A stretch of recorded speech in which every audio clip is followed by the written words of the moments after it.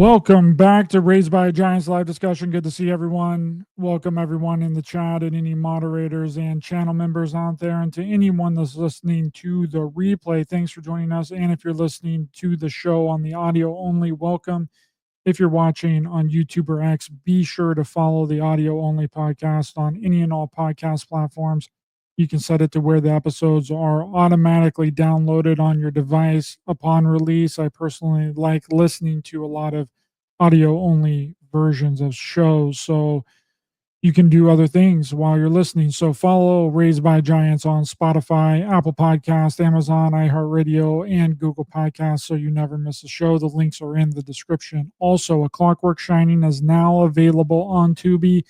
Anywhere you can download the Tubi app, you can now watch the documentary A Clockwork Shining on Tubi. So even if you've seen it already on Amazon Prime, watch it again on Tubi. I have the link pinned to the top of the chat and also in the description. So with that down, a warm welcome back to the show, author, filmmaker, writer, and producer, and the star of our documentary is A Clockwork Shining, Kubrick's Odyssey 3 on Amazon Prime, and JFKX, Solving the Crime of the Century. Jay Weidner, welcome back to the show. Hey, it's going good, Ryder. How you doing? I'm doing great, Jay. I'm doing great, and I'm really looking forward to this conversation we're about to have here because, and the more that I think about this whole UFO phenomenon, okay, it's obviously not a physical phenomenon. If it was, then we would already have the evidence by now, right? And what everyone hinges this entire phenomenon on is the Roswell incident, which I 100% believe was like some kind of test flight, right, for a top secret technology. It's just a coincidence that that part in Roswell is the largest test flight, testing landing strip anywhere in the United States, and still is to this very day. And probably that craft had some kind of, I don't know, monkeys in it or something. But you would think that if these were real 100% aliens flying around in physical craft, then we'd know by now, because there would be hardcore 100% undeniable proof. So then the question becomes, if it's not physical in nature, then what is it? And I've gone back and forth on this so many times, between thinking that a lot of it is our advanced military technology, which I do believe a large portion of it is still, but like the physical things that we see in the sky, right? But if it's not physical, then what is it, Jay? Well, I don't know. I think it might be. I think it's physical. I think people are seeing stuff. I've seen. I think I saw advanced military aircraft, but I don't think it was alien. My problem with the alien hypothesis has been and always will be the immune system problem. If you don't live here on Earth and develop an immune system that will stop, insects and plants from killing you, and you come from another place with an immune system that didn't develop here, you're not going to last long unless you're in some kind of prophylactic suit that will protect you. So that's my biggest problem, the one I've always had with it. So then the issue becomes, okay, well, so what's going on here? Are they, do they live here with us? And there's advanced civilization. That could be one thing. I know that somebody's up on the moon. I don't know who it is. It could be us, but somebody's up there building stuff and things. The problem with all of this is, of course, our technology is a lot more advanced than they're letting on. And so therefore we're stymied when we see it, and they are definitely using the alien as a cover for the secret space program and all that. But the real question is that people have been all through history have seen UFOs and had encounters with them and things. And so, what is really going on here? Mac Tonnies, the writer, he wrote a book called The Crypto-Terrestrial. And here's his book here, The Crypto-Terrestrial, in which he posits, this is a really good book, by the way, in which he posits that they live here. They've always lived here with us somewhere. He doesn't say where. It could be under the sea, it could be underground, and that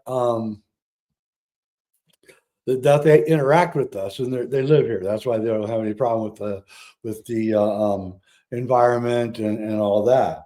And but the really interesting point of view is this guy, Dr. Jacques Vallée. Yes, that's the crypto terrestrial book by Mac Tonnies, by the way, died. He was like 41 years old. He died about within a year of that book coming out, which I thought was kind of odd. And I kind of can't really find out what he died of. If anybody knows, we'd love to find out. But it was a real shame because it's a really good book. The second book is called Messengers of Deception by Jacques Vallée. This is his masterpiece, I think. And Jacques Vallée, in his book, he says that the UFO phenomena is being controlled by some kind of force. Yeah, and that's what's really interesting about that cover is I was friends with the artist that did that cover. And I saw him working on it. And I had no idea what he was working on. And then later when I bought the book, I realized that he had been working on the cover of really what I think is Jacques Vallée's greatest book. But Jacques Vallée in this book, he says that the UFO phenomena is like a mind control phenomena used to control and push society. And that cults are frequently associated with all of this. And I got interested in all of this when Corey Goode was going after everybody, and I realized that he was creating a UFO cult, and I got into it. And I did this work like 6 years ago, but several cults have gigantic UFO connections.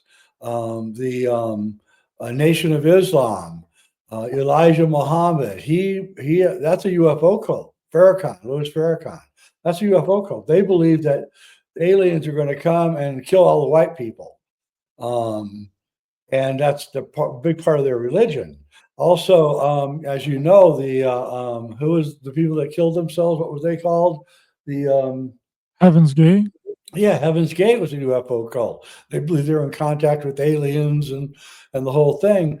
And then there's the Subud, which is out of Indonesia, of which Obama is associated with. So Subud was an Indonesian. Yeah, the guy on the left was an Indonesian. And when he was 18 years old, he saw a UFO. And the UFO flew over his head and zapped him. And he had this huge vision and got the whole spiritual download of the Subud cult. And then Barack Obama's mom was part of the Subud cult. And she moved to Indonesia to be in the Subud cult. When Barack was 5 years old, and that is Subud right there, and that's Obama on the right. And we know that Obama's mom liked to sleep around, and so I don't know. Is Barack Obama the son of a UFO cult leader? It very well could be so. And what's interesting about that story, and I want to get back to the original thesis that we're working on, is that in 2016, I think it was, Trump was going around saying, well, he was demanding to see a Barack birth certificate. And then, what's her name? Elizabeth Fuddy. No, Letitia Fuddy got elected Health and Human Service leader in Hawaii, and she released the birth certificate, which we know is a fraud. It was done on Adobe Illustrator, which wasn't around in 1962. And then she died in a plane crash. We then later found out that she was also a member of the Subud cult. So the Subud cult is a big cult that people don't understand. And again, just like Jacques Vallée says in the book, there's this way too much occult stuff and in the UFO community, and too much UFO stuff in the occult community, and these guys are all working together. And he says that they're working to change society. that they're trying to change societal norms, in which nobody changed societal norms more than that guy on the right there on the screen. He was, in my life, he was the number one force for change, and not all of it very good either. And so what is this all about? And and and what, there's also this guy on YouTube. He's forget his last name. He's a doctor. It's called Custodian File. And what he does is he sits and he just sits on his Malibu deck with good cameras, and he films aircraft going by on the water on the Pacific Ocean, and he slows the cameras way down when he's playing it back, and you can see these little objects are chasing after all of the flying objects that are going by and forth. And other people around the world have started doing this, and they have the same thing. They're discovering the same thing, that there's something that you can't see. It's moving at about 2,000 miles an hour, so you have to slow the camera down to even be able to see it. So there's something tagging aircraft and possibly tagging humans that is invisible to the human eye, and makes me think that UFOs, at least some of them, are some kind of surveillance system. And that they're checking aircraft out, they're checking us out, and they're moving so fast we can't see them. And again, with new equipment, we're starting to see this stuff. So then, what is it? Who's doing the surveilling? Is it the U.S. military? And why have UFOs been seen going back all the way since the dawn of man? Akhenaten, the Egyptian leader, he was walking down the Nile one day, and he saw a flying disc. It flew right over his head. It stopped right over his head, and then it told him to start a new religion that worshiped the sun. And he went back and just wreaked havoc on Egypt, forcing the Egyptians to accept his religion of sun worship, which was really a disc, round disc with wings. And so over and over, we see the UFO having this effect on culture and moving it and shaping it. And, and you notice I'm not saying aliens, because Akhenaten didn't see an alien. The UFO told him to do it, right? And so over and over in history, we see that religions and cults are shaped by UFOs. And you have to ask yourself, what's really going on? I brought up on a previous show, because you just mentioned the moon a little bit ago, and why NASA doesn't have a lunar rover on the moon. Okay. And people came after me about this. They were like, "Oh, you don't know what you're talking about. There's several lunar rovers up." Well, yeah, the ones that they apparently left from Apollo 11, those are the only NASA lunar rovers. That there is no operational NASA lunar rover currently on the moon, and never has been since the supposed Apollo 11 mission, where they had they were driving around in the lunar rover. Okay. But we have a rover on Mars that's roughly 34 million miles away. Why do we not have a NASA rover on the moon? The moon is roughly around 238,000 miles away. Yep. Okay. Why do we not have one up there? Because it would show everything that's up there, and they can't risk it. And also it would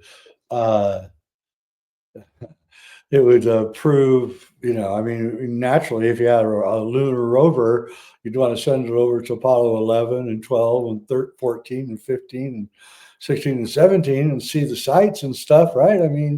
So, wouldn't that just clear everything up, right? Wouldn't that clear all of the conspiracies up, like shut them down like once and for all, if they just had a lunar rover up there that was taking pictures, and we can get a live feed, like we supposedly got a live feed in 1969, broadcasted everywhere from a giant freaking VHF, like a big giant camcorder that they had to put on their shoulder, and they would have to look through the viewfinder through an astronaut suit to see what they were even shooting. You know this. Anybody that's a filmmaker that's ever messed around with cameras back in the day, those giant video cameras that you had to put on your shoulder Had and one. look through a freaking viewfinder to see exactly what you were shooting. If you weren't able to look through the viewfinder, you would have no idea if your shot was in focus. You would have no idea what the subject of what you were shooting. You would just be like, but we get these pristine, perfect in frame photos on the moon. It makes zero sense. And not only that, we didn't even have the ability. And I don't want to get too much off on the moon because it's about, we're talking about UFOs here, but the logistics don't make any sense. Just a couple of years before that was one of the very first live transmissions from other countries. And that first concert was that first long form broadcast to the United States was a Beatles concert. And it only lasted, I believe, around 45 to 50 minutes because that's all that we could handle just broadcasting from a different country in the United States live. But yet, a couple of years later in 1969, we're able to broadcast to 2,800 and some miles away live from the moon. Yeah, well, you know how I feel about that. But, it's a really great question, and I've told the story before, but back in '94, um, Richard Hoagland and I had this whole plan to launch a rocket to the moon with a camera and orbit the moon and go over all the sites and have it be an IMAX movie. I think 40 minutes it was going to be long, and we had investors, we had everything lined up, and then NASA got informed of it and told the investors that if you shoot a rocket up to the moon, we'll blow it out of the sky. So nobody's allowed to see what's up on the moon. Now, Bruce Seasall, who's now dead, and he was a young man too, he had a really great setup with the telescope, and he's got a channel on YouTube still up there called Bruce Sees All, and he would just videotape the moon with a high res video every night, and he was pulling up stuff that was just unbelievable. He was pulling up structures and pipes and what looked like runways, and he's like, "What the heck, man?" It looked like really like a really busy place. And then, I should have warned him. I felt bad because I was warned by very serious people that I needed to stay away from the moon back in '94. And so when I was watching Bruce Sees All, I felt a couple of times like I should, text him or something and tell him to be careful because that's really verboten. And Bruce Sees All didn't even make it very far before he mysteriously died also. So, um, yeah, there's things that they don't want you to see or know. Now, my theory on all of this is that um, the, there is there's appears to be a surveillance system, and what is it that they're surveilling? And I believe that they're surveilling um, anyone who comes up with free energy. That's the verboten thing for the human race. We cannot have free energy for various reasons. I've heard that you will blow up the planet with it or whatever. I've heard that from very good sources because every time that somebody gets close to it, something bad happens to them. Whether it's Stanley Meyer with his car or the guy who used to run that the energy free energy magazine. I forget his name now, but he died in a mysterious burglary. Eric Dollard, who achieved it, and then had his whole company and everything just destroyed. So it's really not allowed, and that may be what the surveillance system is watching, is making sure that nobody ever has that come out for whatever reason. I mean, even Tesla got destroyed when he came up with it. So Yeah, that seems to be what's going on, and they want to suppress something. They want to suppress our either our consciousness or the innovation of technology, let it come out slowly, drip it. But then when you think of like, whenever you go back through, history and you like look at these people that were communicating with like what they would call angels, right? Like John Dee and Yep. Edward Kelly in the 1550s. Okay, they were supposedly contacting, Enochian angels that was giving them all of this information, and they were some of the first people that started using like these scrying mirrors, right? And like crystal ball mirrors. This is how they said that the Enochian angels like would communicate with them was like through scrying devices and like a crystal ball mirror. And then whenever you take a gander at your phone here, like whenever you have the phone on lock and the phone isn't on, it's a mirror reflection of you. Okay, you see yourself in the screen. I am 100% convinced that somehow these entities got in contact with us to try and get us to create the technology that we're currently using now. And the technology that we're currently using now, and that we may have way greater advanced technology, is then how they are going to interface with us. And they have been interfacing with us through our technology. They needed a physical entity to build the technology for them here so then they can inhabit that technology. I don't know if that makes sense or not, if I'm Well, completely on the woo woo train or not, but it makes sense. And then when you look at like Marina, what was her name? Marina Orsinig or Orsinage or whatever in during World War II, which I don't know if the story is real or not. It may just be a complete fiction, but she was, what was the, she was channeling, contacting I can't remember the star now. It's in Taurus.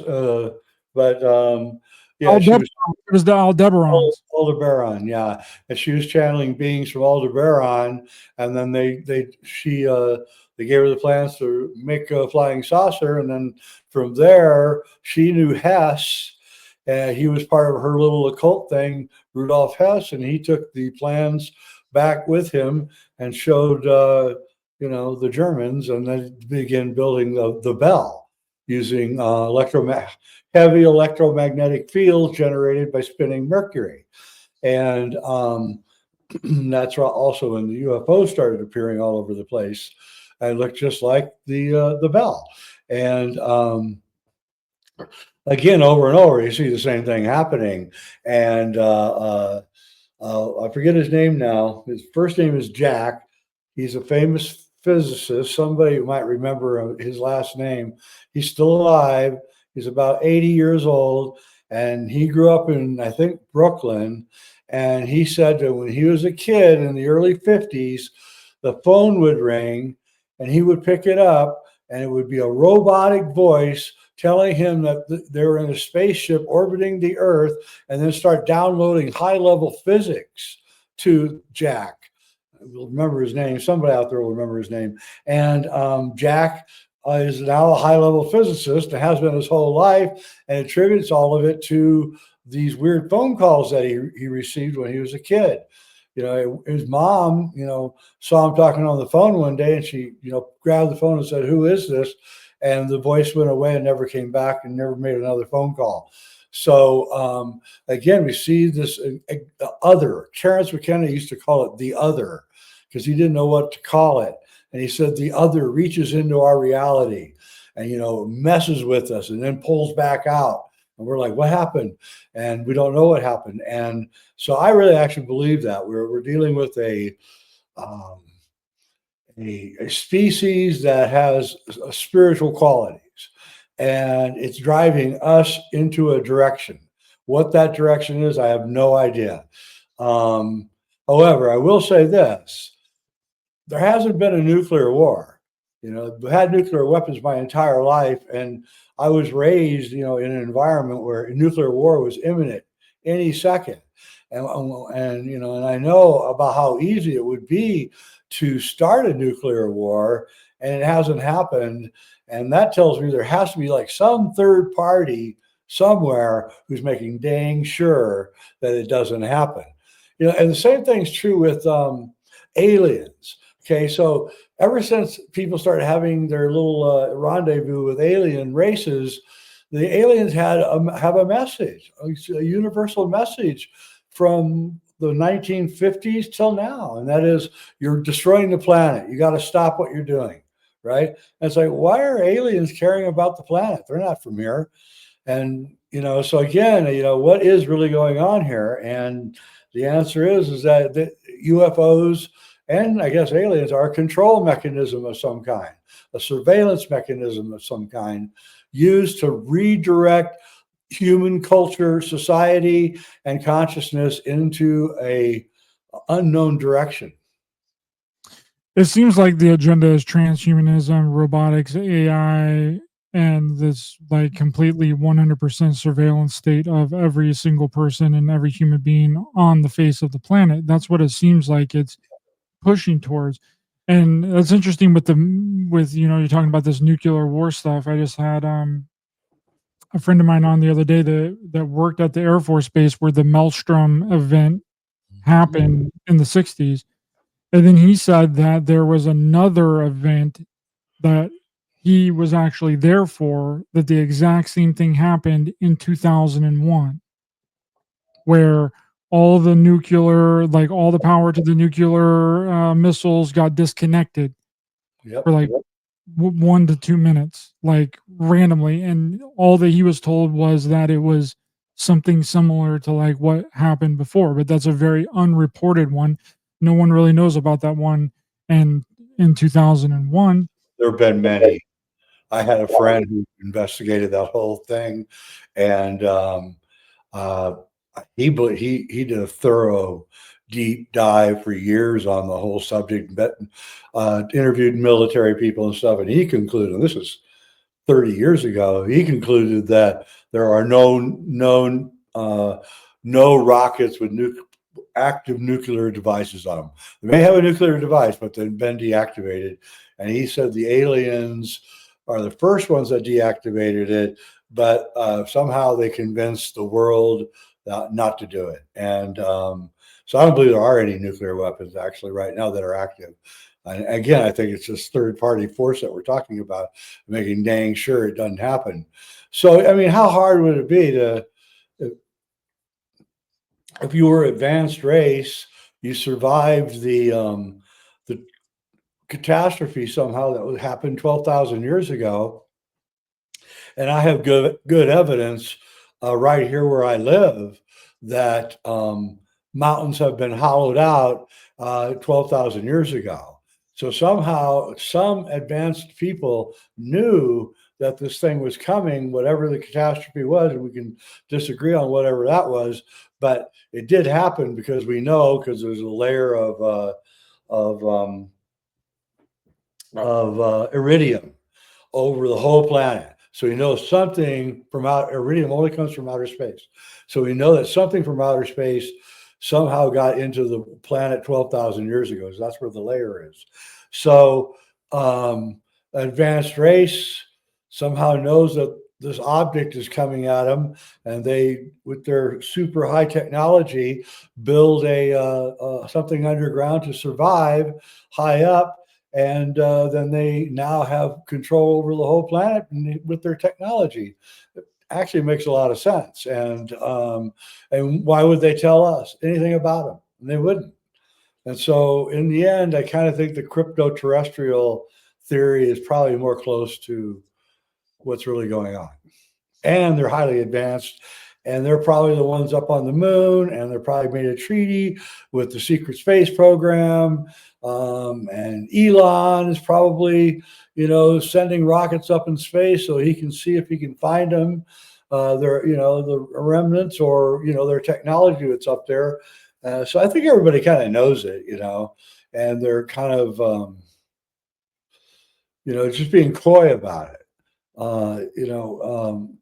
Elon actually, doesn't even, apparently Elon doesn't even believe in that there is any of this high tech. That's why he's using rockets. It's like, dude, why are you using rockets? It's so 1960s, and yet he is, and he won't even, you know, venture a belief that there might be a higher, better, faster way to get into space that the secret space program has. So once you combine the secret space program with possible crypto terrestrials, and then they are worried about our effect on the environment. So they're pushing and guiding us towards a planet that they believe is better and safer than the one that they are now currently residing with us on. And I think that's probably the most logical explanation. Well, when you bring up secret space program, you're referring to like a top secret black ops operation that may be going on in space. You're not referring to this nonsense garbage 20 and back programs fighting aliens on Mars and like on the moon and like all of that, right? I just want to clarify that because some people can get confused that No, you no, know, no. is that here you say secret space program, they're like, oh, the secret space program is real. The 20 back program is real. They got med beds and blah blah blah. They're gonna come and save us. You know what I mean? So I think it's just clarifying that. Med beds aren't real. 20 and back isn't real. None of that's real. But there is a secret space program. Of course, there'd have to be. Because you're developing all this high technology, and are you developing it? You're developing it for two reasons, and they're both in Sun Tzu's war book. You want the high ground, and you want surprise. That's how you win all wars, right? Up there is the high ground, and don't tell anybody what you got is your surprise. And I know for certain that we have a weapon. I've been told by upper people in the military, we have a weapon that is so badass that nobody will ever mess with us ever. And I think that's one of the reasons why no one's messed with us. And they just admitted what in the last 3 or 4 weeks, the Trump administration has admitted twice that they have technology that can control time and space. He's like, what? They're admitting it, and why are they doing that? Well, the reason they're doing that is that the only way that we can get out of our present difficulty is through the quick application of super high technology. And Terence McKenna used to tell me that the future was not going to happen at all, and then it will all happen at once. There's that slogan, sometimes decades happen in weeks, right? Well, we're in that right now. We're in that where all of a sudden, all of the future is going to happen at once. And all this technology that's been hidden is now going to be released. That's why Trump appointed that guy to run the Navy, because he's a high-tech businessman. So, because the big problem here is they can't release the technology, because then they would have to explain the pedigree, where this technology came from, and how long have you been sitting on this, right? They don't want to answer any of those questions. So what they're going to do is they're going to create shell companies that are magically going to create this technology. You'll see, just like Steve Jobs magically created the Apple and the iPhone and the iPad and all that, which I don't believe he created. I believe it came from the secret space program, and I believe that that's what's about to happen here. Is they're going to start, we're going to have magical technology in like 2 years. And that they do it this way with shell companies, then they don't have to explain where it came from and how it was invented. And that's what they're going to do. And I've been told by people high up in intelligence circles that the aliens are going to make themselves known. But the problem is, I've been being told this for 20 years. The last person that told me 5 years ago that within 2 years, this guy high up, within 2 years, aliens are going to make themselves known. And yet they never make themselves known. And so, I'm not betting on us seeing any aliens anytime soon. I think that they're already here, and I think that it is our technology. And when you look at them more as like an entity, like a consciousness entity, it makes a lot more sense. Yeah, You know, well, anybody that's taken, like whether you think that that's a demonic entity or not, I can see where people think that it's like a demonic entity, especially with, talking with Jerry Marzinski and reading his book, and how, these schizophrenics have these, he believes, like a demonic attachment because it's always something really negative. Like they're always, berating the schizophrenics and telling them that they're awful people and that they need to kill themselves or kill somebody else or whatever. I can see where you can get that it can be a demonic entity, but it makes a lot of sense. And like, do you remember that episode of Joe Rogan with Alex Jones? And it was one of the banned episodes. I might actually find a clip here, but there's where Alex was talking about how these like high ranking top people, I think he said San Francisco or something. There was like an alien base there or something. And then they were taking high amounts of DMT and then communicating with these aliens. Yep. They were making like these deals between like the aliens and like, I think he said intergalactic deals. I'll let you respond and I'll see if I can find a clip really quick so we can listen to it. Yeah, no, that's what anybody that's taken heavy doses of psychedelics beats entities, and they talk to each other. I mean, I've talked to entities under heroic doses of mushrooms and DMT, and it's just as real as talking to you. I mean, so, and I got information I didn't know, right? And so, yeah, I mean, that's the thing is we're dealing with with what Terrence called the other, and it's just on the other side of the veil. And sometimes the veil breaks through. But problem with this whole thing is that just like humans, there's good and bad discarnate entities, and you must protect yourself from letting in any of these discarnate entities, because you never know what they're really like, and they're going to lie to you and they're going to tell you things. And just like Jerry Marzinski said when he interviewed the demon at the mental institution, the demon said, he said, "Why do you torment this poor guy?" And the demon said, "Because he believes everything I say. I can't believe that anyone can believe the BS I'm spewing out." And it's like, that's what they do. And I was just on a show with Steve Campion. We were talking about, David Wilcock has, who is it? Oh, Archangel Michael telling him information all the time. And it's always wrong. That's because that's what they do. They tell you lies, and then when you start believing it, then you give them great satisfaction.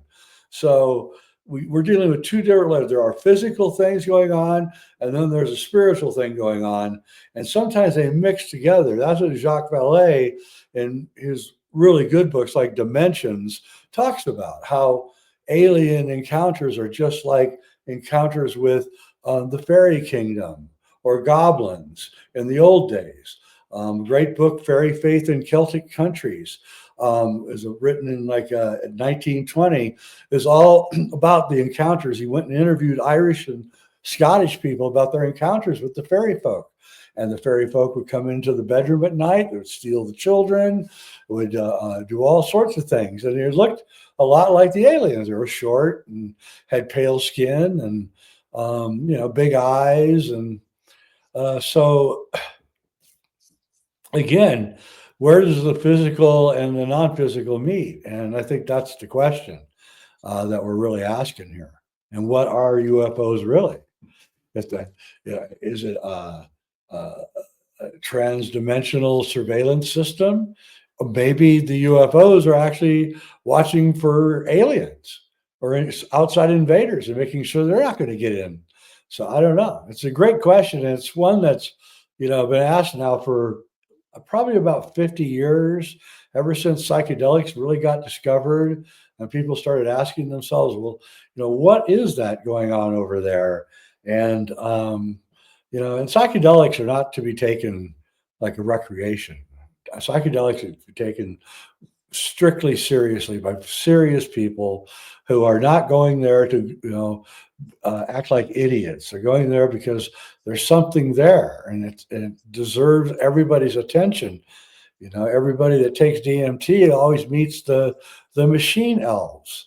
these little elves that have kind of a rickety movement to them, and they make noises and stuff. And everybody meets them that takes DMT. It takes ayahuasca, I mean, which is DMT.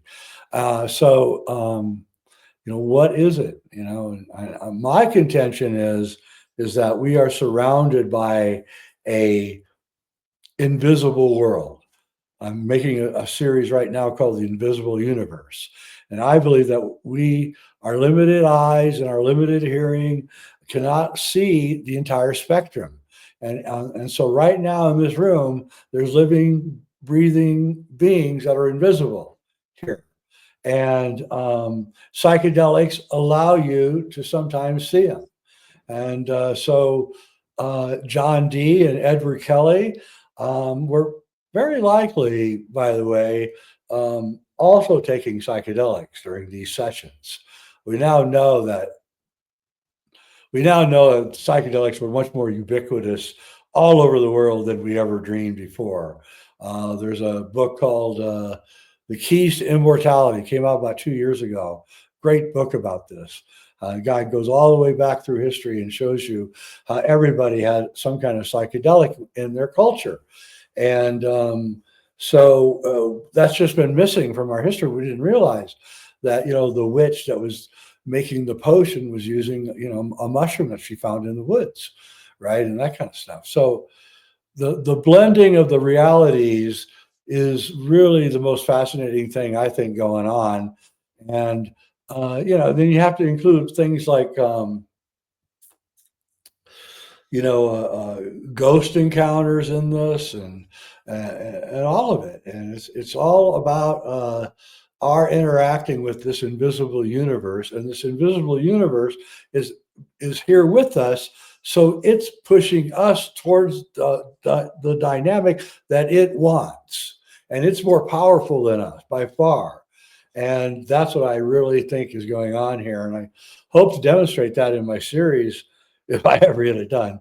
But I think there's a lot to it. And there's this report that came out in February 24, scientific report about the living plasmas in the atmosphere and how they seem to have sentience and intelligence.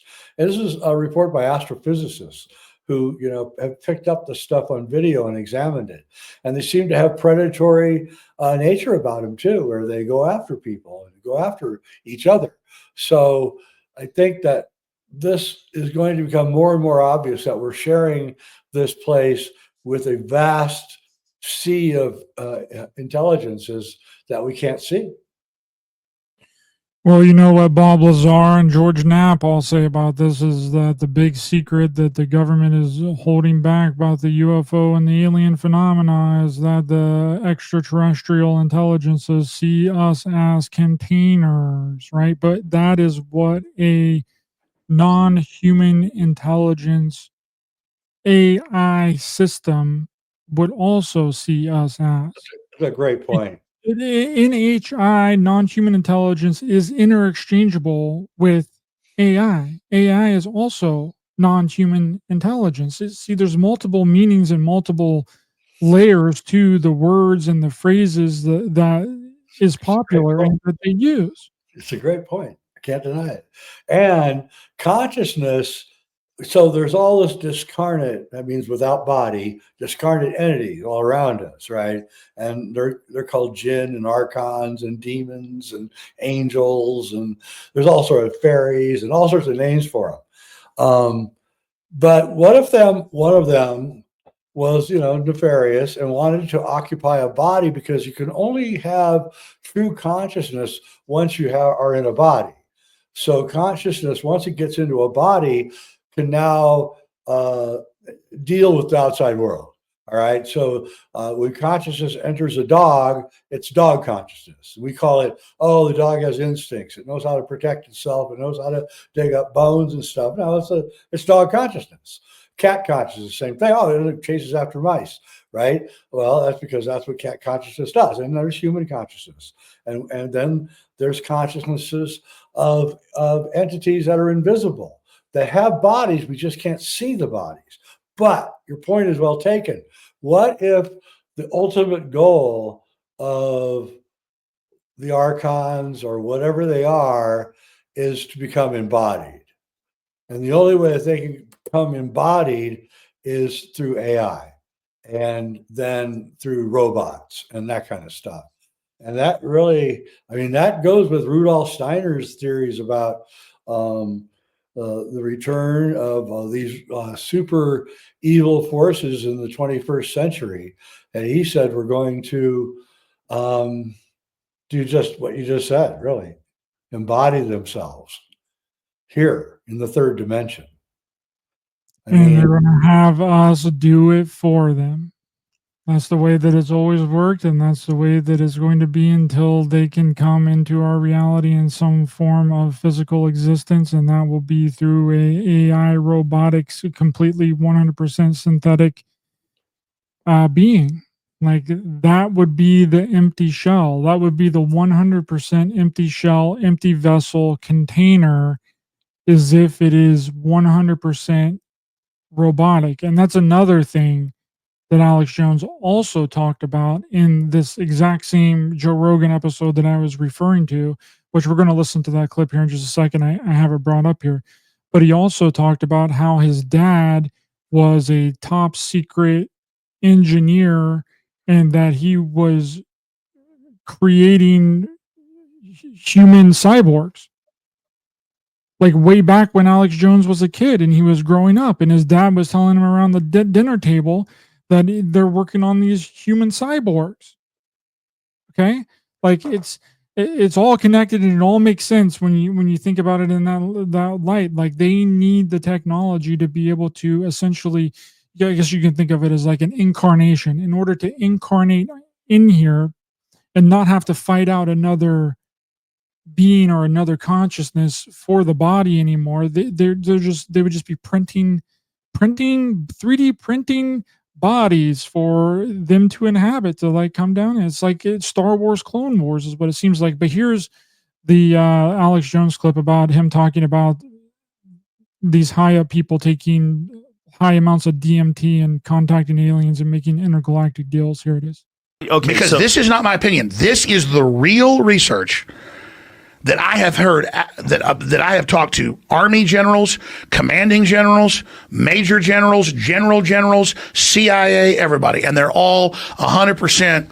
And I thought it was a psyop before, and then I've researched it. I've talked to hundreds of people now, not on air, but I'm going to make a film on this, who've taken ayahuasca and DMT. I've not taken it, and for obvious reasons. And could you imagine Alex Jones on ayahuasca or DMT? That would explode his brain. You wouldn't be able to handle it. All right, let's finish. And it's unbelievable because, I mean, they 100% in San Francisco is the main project site, literally have an alien base, and they are literally communicating, and they've got like astronaut level people taking super hardcore levels of drugs and going into meetings with these things and making intergalactic deals. And again, that's what the government believes and says they're doing. I totally believe it. Totally believe, because I know that they developed, the problem with DMT is it used to be called the businessman's lunch because it only lasts just 5 minutes, but it feels like 4 hours to the person taking it. But in time, only 5 minutes go by. So they know that I heard at least 10 years ago or so that they had developed a DMT that was continuous and that we were in it for hours and hours. I can't even imagine. I mean, I just can't even imagine. Like, holy moly. But I have no doubt that that's real. I mean, all of the Silicon Valley dudes are take DMT. They get a lot of their designs, their software designs from taking DMT. They admit it. There's a book out about it, about how all these guys at Silicon Valley who developed all this really cool stuff got it from taking DMT and ayahuasca. So it has psychedelics have had a lot bigger effect on our culture than we've given them credit for. And I personally think that that's why people believe in aliens, is because they took a psychedelic and they met some of the entities, and they're so real that you believe that. I mean, they are real to me. The ones I met are actually real. They just can't exist in my 3D world. So yeah, it's an incredible subject, and actually, a film should be done on this subject. Actually, Well, I mean, it makes logical sense when it's an entity, it's something that you can't see, it's a consciousness that's outside of this 3D physical reality. It contacts us, whether it comes to us in a dream or whenever we're, have natural DMT, because you can also unlock natural DMT. absolutely, it's endogenous. You can make DMT within you just using light and dark practices. Serotonin is one atom away from dimethyltryptamine. So um, in ancient cultures, and still today in like Tibet and in Peru, um, what they do is you fool the pineal gland. And what you do is you go in the dark for 3 days, and then you get flashed by the rising sun for 5 minutes. You will get the most endogenous DNA DMT trip, and it's you. So that's why it's very spiritual. I haven't done it, but I'm intending to do it. So you don't have to take drugs. Your brain is filled with DMT, filled with it. Every time you dream, DMT gets released, and that's what's causing the dream. You're literally it's literally a DMT experience. And then again, there's entities within the DMT experience, and these entities are very concerned about the planet. So why would Well, they it's be? also interesting. It seems like that these entities are nothing but liars, Jay. They seem like that they're liars. They lie about Why they are? everything. They lie about where they're from. They lie about what they're doing, what their intentions are. And the only reason that it seems like that they would want to give us any kind of form of new advanced or technology to advance us in any kind of way is serving a dual purpose. It's we think that it's serving humanity's agenda, but it might be just serving their agenda 100%. There's no And then doubt about it. I mean, the Gnostics, forward into our reality. the Gnostics warned about that we were being invaded by the archons, and when you look at what kind of effect archons had on human beings when they got invaded by the archons, they were liars and cheaters, and all they would do is lie to you and everything, and uh, so yeah, I would think it's probably correct, actually. And the archons can't manifest in the 3D reality until we get done with the mission. And the mission isn't done yet. We're working on it. We're getting there very quickly, though. And we may have already gotten there, like Alex Jones says. It's very likely. In fact, I've heard stories. I heard a couple, no, it was a family. They were in Winnebago, and I believe Utah, and they're up in the mountains. They got turned around in the wrong place, and they came up to a roadblock thing that said, danger, U.S. military, you can't come in here, right? Something like that. And but it was unlocked, and it's kind of twisted open. So they said, well, maybe it's not real. So they started driving into this place, and they saw this guy that was 7 feet tall, huge shoulders, and he came up to their Winnebago and just started punching the side of it and completely destroyed it and almost killed him. Finally, a military guy shows up with a rifle and takes the guy away. And they said that he felt like he was a cyborg. And this was 15 years ago. They thought that he was some kind of weird cyborg that had gotten loose from somewhere, So I think it's already here, but they just haven't announced it.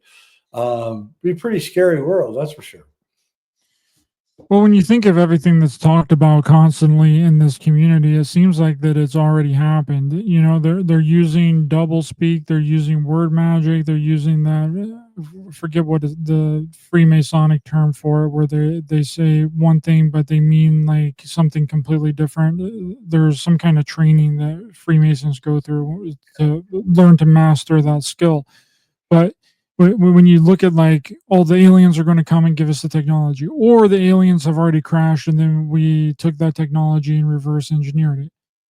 We already have that technology. We're using that I technology know. right now. We use that technology every single day. That is the double speak word magic stuff. The technology that we got, we are currently using. We're using it to communicate right now. Okay. The alien invasion already happened. The alien invasion happened from 2020 to 2024. Okay, at the border. All right. That was the alien invasion. That was the false flag alien invasion, was all the aliens, boom, right in through our southern border, gates wide open. Okay. Then Yep. Trump comes in, Trump puts the smackdown, defeats the aliens. Okay, it's like that with everything that we talk about. It's double speak word magic.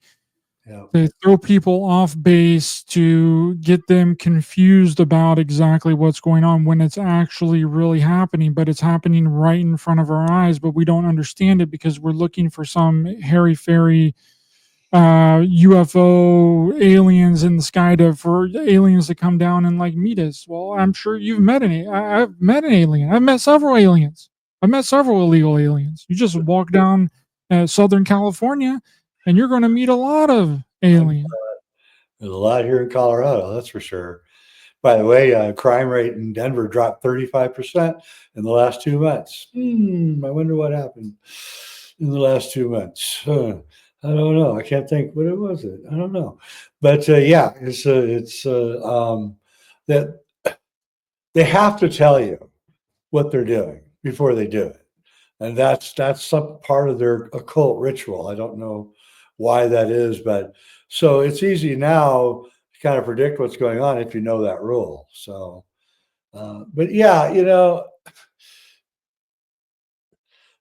this book, Keys of Immortality, he actually says that's what they were doing. Like in the Oracle of Delphi in ancient Greece, they were taking psychedelics and then talking to entities.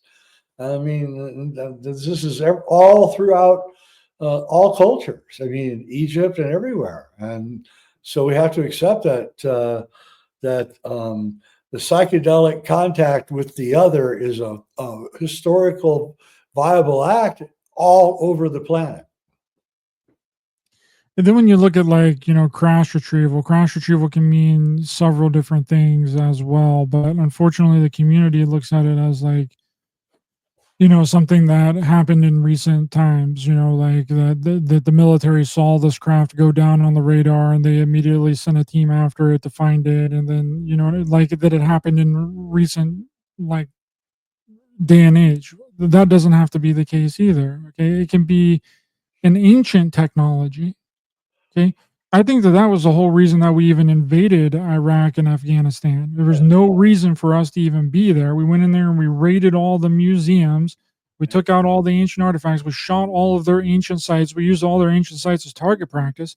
I don't think that was a weapons of like mass destruction, like a modern day weapons of mass destruction. I think what was going on there was like an ancient weapons of mass destruction. That's something that we don't even know about, that Saddam Hussein or somebody over there was trying to recreate or rebuild, or they found something. And that just goes to my point as to, if you dig something up, right? Let's say me and you, Jay, we went to freaking Afghanistan right now, or anywhere, Sahara Desert. We went to the Sahara Desert or wherever, and we started digging, and we found this ancient, like this weird, strange craft underground, right?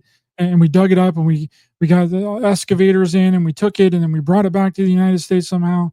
We took it into our private labs. We started examining it. That would be a crash retrieval.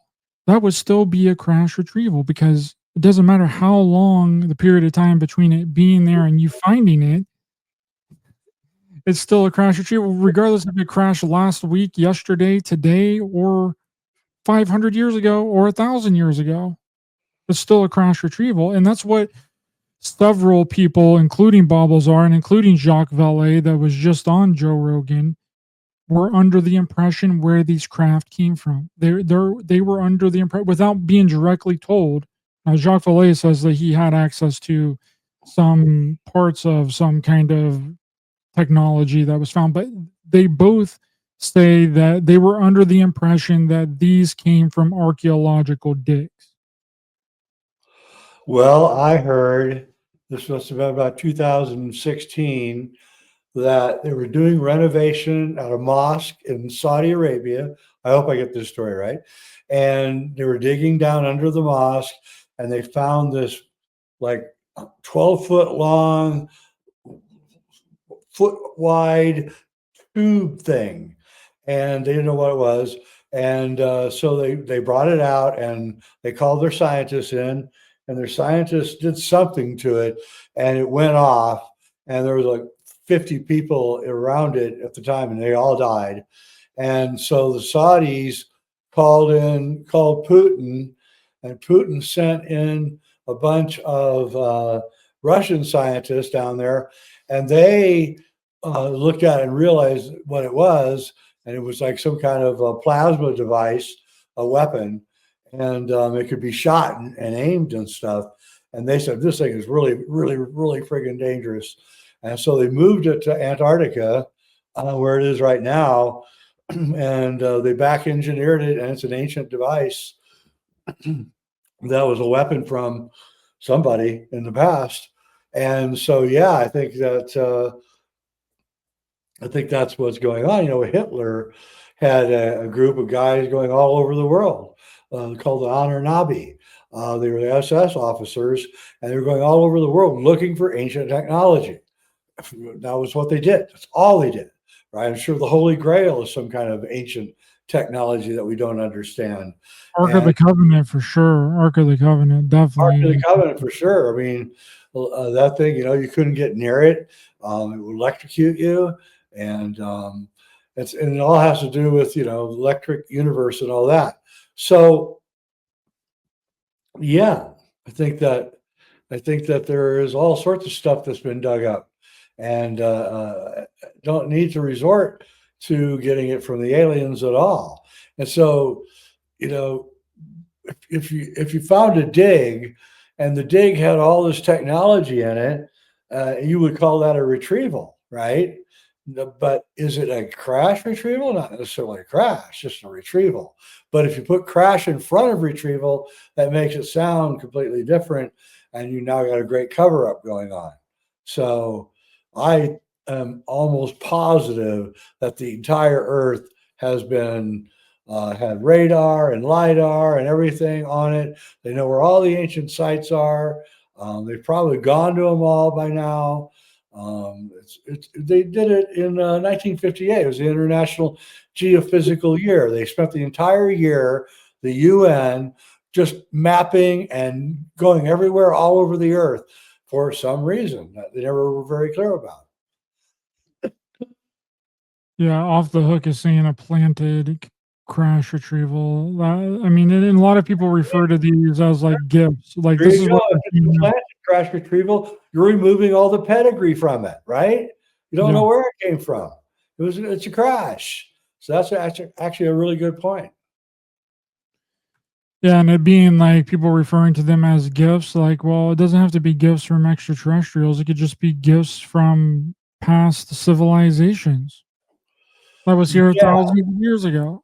Yeah, and this whole idea that you can back engineer stuff, come on. If an F-16 crashed in, say, New Guinea, in the jungles of New Guinea, do you really think that those people there are going to be able to reproduce that jet fighter?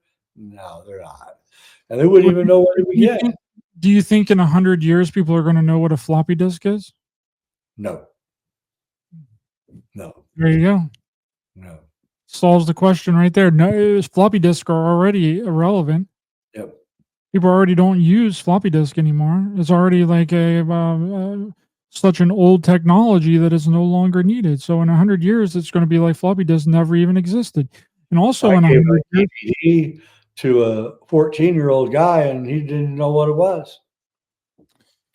that's right. That's who's to say in 100 years that the technology that we're currently using, the people in 100 years they're probably not even going to know what it is. They're probably not even going to know what a hard drive is. They're probably not even going to be able to use a USB drive. It, we think that we're in this like finite like and this is the way that it's going to be like going forward. Well, we've only had this technology for what, like Not very long. 40 years, 35, 40 years now. Like the computers have actually been a thing. And I know someone will say, oh, well, they had them before. I'm talking about like publicly wide where, family members and people had them like legitimately in their house, like a That household wasn't home computer. until the 80s, the first computers you could have in your house. So, it hasn't been very long, 45 years or so. So all this technology in 100 years is that we're currently using right now is going to be completely 100% obsolete. If somehow, let's say the world ended like right now, a big asteroid came down, but some remnants of some things were left over, like let's say a hard drive, like let's say my hard drive with all the shows that I've ever done, our documentaries are on it, but everything's encoded onto it. Who's to say that anybody even in the future is going to be able to figure out that there's any information even on the thing? Why would he even care? I mean, they're not going to care, and they're not going to be able to get it off anyway. I've got video tapes that I made from 20 years ago. I can't even watch because I don't have the technology to watch it. It's all been obsoleted, right? And so, yeah. By the way the world's going, we're going to be in 5 years. You're not going to recognize anything at all. It's all going to change really fast, really soon. That's the plan. Well, there's like this digitizing of everything going on, and I think that that's been the case for a lot of things. And I'm gonna let you go here soon, but I just want to bring this up really quickly because Netflix. Have you seen this about Netflix that they're starting to like re-edit the movies that they show that they put on the platform now? Like they're starting to change the movies, like these classic movies on Netflix because it's like being digitized now. Why are streaming services, this is from the Medium, why are streaming services editing our favorite movies? This is a small issue that could grow out of hand. It may seem small, but it seems significant. You may have not even have caught this, but it's important to note this has to do with Netflix and other streaming services taking it upon themselves to edit movies to fit their liking. For example, the most recent discovered is Back to the Future 2, in case you've never seen the movie. It's gone on from me right now. Marty McFly is. No, they cut out the. I watched that about 2 years ago on Netflix, and they cut out the whole scene where Marty meets Chuck Berry. You remember that scene where he goes to a concert and Chuck Berry is playing, and then he's kind of he creates rock and roll. Marty does after listening to Chuck Berry. He creates rock and roll. He invents rock and roll, and it's gone. It was a really funny scene too because I actually met Chuck Berry, and so I always liked that scene. And they cut it out. Scene's gone now, and just like the weirdest thing I've ever seen. Well, this is a way to edit and change things and make people think that they're going crazy, like with the Mandela effect stuff. Yep. And like Robin Hood, like this is the big one. This was from Amazon Prime. So they changed the Robin Hood's movie anti-authoritarian intro went missing from Prime Video, and now we know why. So they basically spliced out the entire beginning of the Robin Hood movie with Russell Crowe because they said it was anti-authoritarian. They took out the intro of the text on Amazon Prime Video. So now it's just this blank text on the screen for like a minute and you don't see anything. And it has like this whole intro, like saying, in times of tyranny and injustice, with law oppresses the people, the outlaw takes his place in history, reads the text shown in the very opening of the director Ridley Scott's 2010 film Robin Hood starring Russell Crowe. At least it's supposed to. But they took that part out. They just ripped it out of Amazon Prime Video. Okay, and Uh, same that's going thing. to drive people crazy. That's going to make them think that they're schizophrenic in turn, because like they're going to be thinking, "Oh well, I don't have the physical copy of this anymore, but I remember it completely differently." It's going to Well, be thinking that they're crazy. Netflix didn't do it, but E.T., the movie E.T., the government no longer has guns. In the original E.T., the government raided the house where E.T. was, and they all had guns in their hand. Now they've all got walkie-talkies, right? So it's very, very interesting. Watch it. It's completely different. It's completely changed. And this was 10 years ago that I saw E.T. and realized that they changed it. So they are changing things.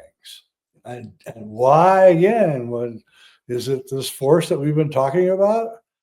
Just to make us go crazy? I think so. That's how you'd want to do it, right? Because that's how it works. Trauma works. You traumatize the people, you make them think that they're insane. You put so much confusion and nonsense garbage out there that people no longer know what to believe. That's what Yuri Bezmenov was talking about. That's why we have that whole Yuri Bezmenov clip in A Clockwork Shining, Kubrick's Odyssey 3, that talks about that exact same thing. Like, you confuse the public enough, they no longer know what to believe, and then you're under the thumb of whatever it is that they want you to believe, and you're subservient to it. And we see that proof with 2020 and how everyone just went hook, line, and sinker for the entire thing.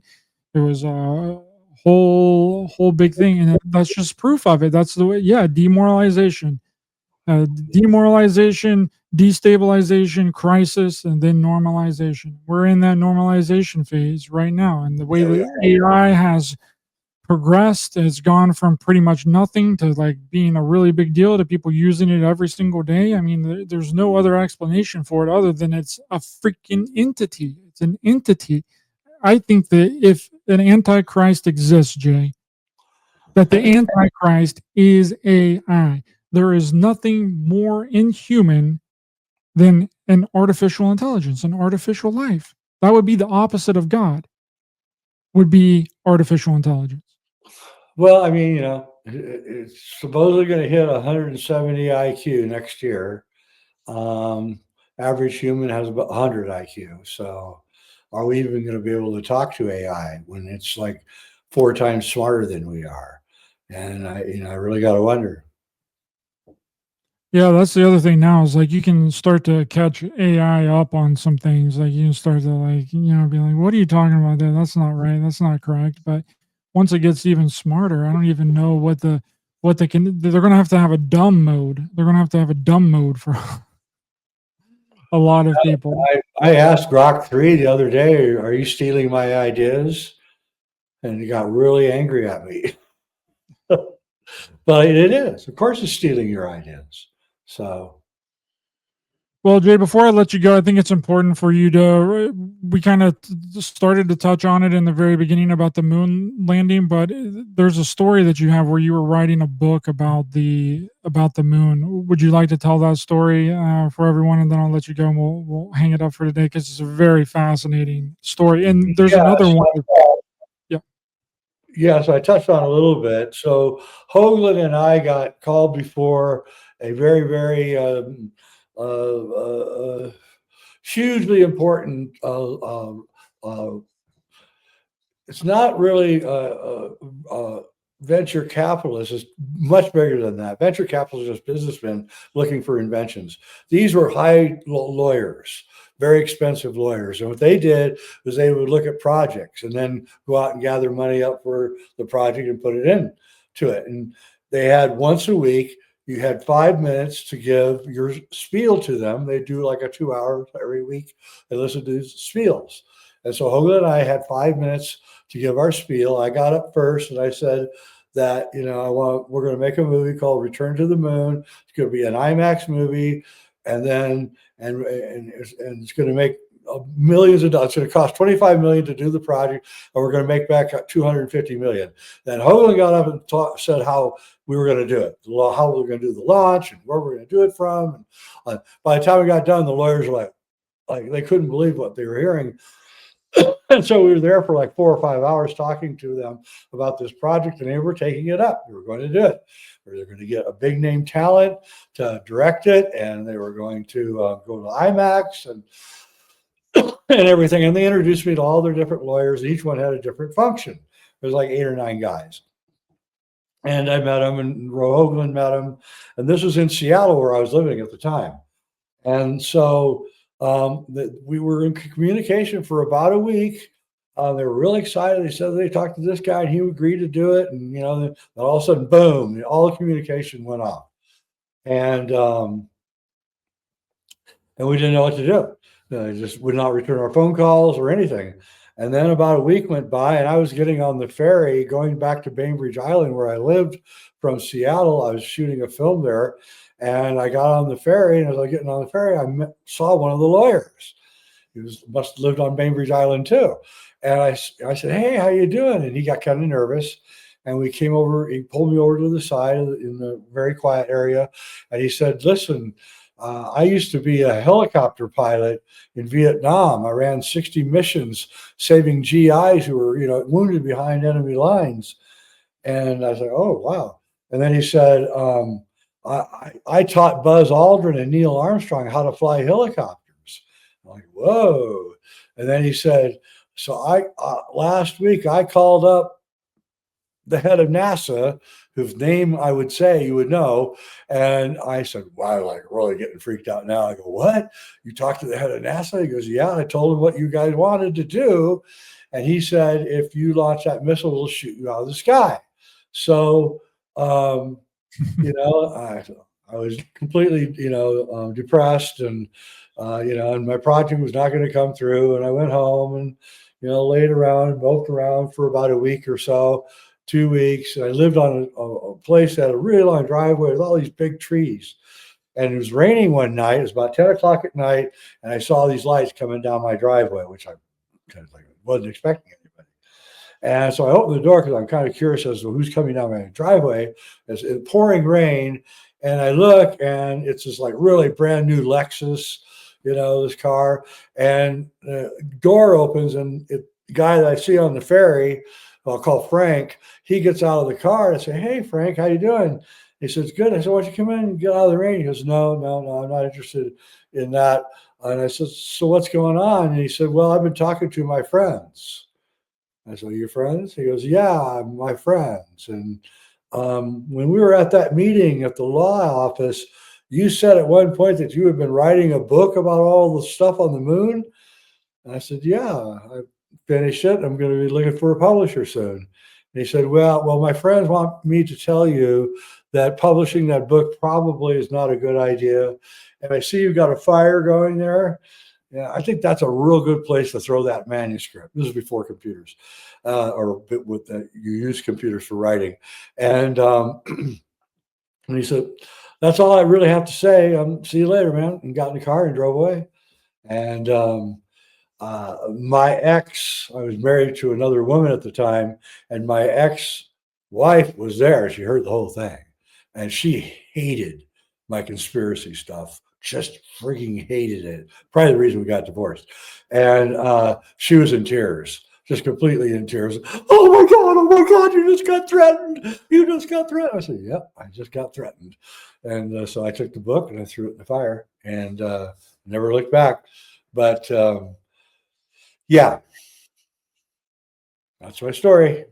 That's what happens to a lot of these people. I mean, I told you a story of someone that I knew that was building like this free energy device with like magnets. It was way back in the day, and it wasn't anything big or huge, but it was enough to like, power like maybe like a small house or whatever. And then two people in black suits showed up, knocked on his door, said, give us the thing." And then they're like, "What are you talking about? What do you And how do mean?" they know? Yeah, That's how did they know? How did they that's know exactly what was surveillance going on? operation. It's that surveillance operation. They're checking everything out. So, all right, Yep. man. Well, thanks for coming on, Jay. Can you let people know where to find you and where they can find our documentaries and anything you got coming Yep. up next? So JFKX is on Amazon. It's for free. I think I got an email the other day. It said A Clockwork Shining is free on Amazon in the UK, which I found surprising. So maybe they're moving it over to their other service. I don't know. And but it's up on Amazon. You can get Clockwork Shining and JFKX. And Ryder's got a new film. We're gonna be working together on, and things are looking really up. If you want to get my writings, it's jweidner.com, and my show Reality Check is up on YouTube, and that's pretty much it. Oh, my films are up on Amazon. My other films, just type in Jay Weidner to get my 20 films or whatever I got up on Amazon. Thanks so much, Jay. I really appreciate your time. Yeah. To see links to Jay's information is in the description of this video. Please be sure to hit the thumbs up button to help the channel in the algorithm. Share, subscribe, hit the bell icons as well for notifications, and we'll see you guys next time. Bye-bye.